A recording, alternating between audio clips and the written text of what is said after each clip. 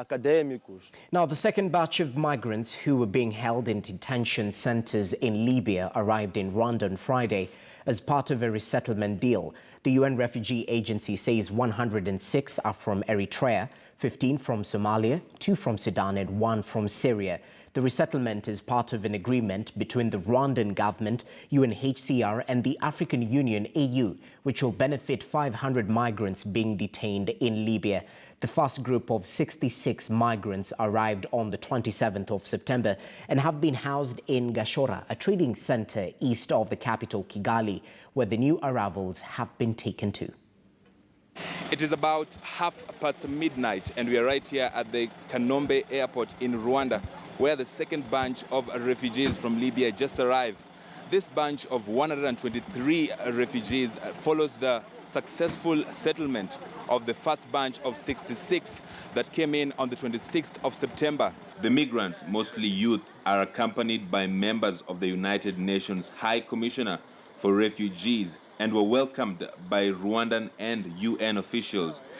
There are 3 minors and 24 females. The rest are male, aged between 14 and 20.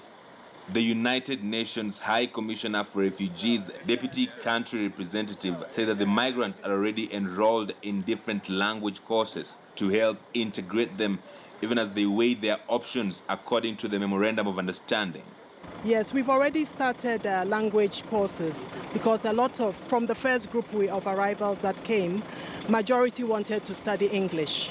So we've started English lessons. We'll also be teaching Kinyarwanda to help them integrate or talk to the host communities around them. So as per the MOU signed by the AU, the government of Rwanda and UNHCR, there are several options.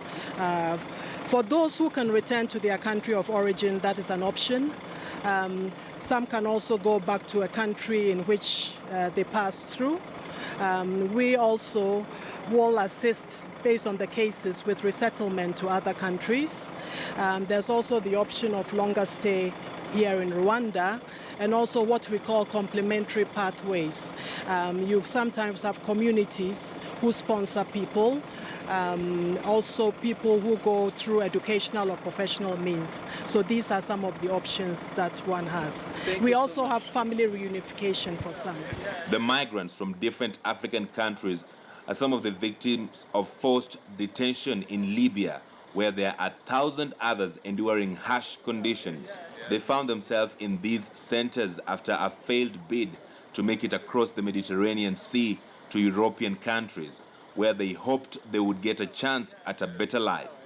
Detainees in various centers have reportedly described routine torture, rape, malnutrition, and exposure to diseases like tuberculosis due to the conditions they are forced to live in. Rwanda first made the commitment to host refugees from Libya in 2017, following revelations that tens of thousands of people from across Africa were not only stranded in the northern African country after their failed bid to reach Europe, but many of them were being subjected to slavery. Even more are expected as Rwanda signed to take up to 500 of these refugees from Libya. Reporting for KTN News in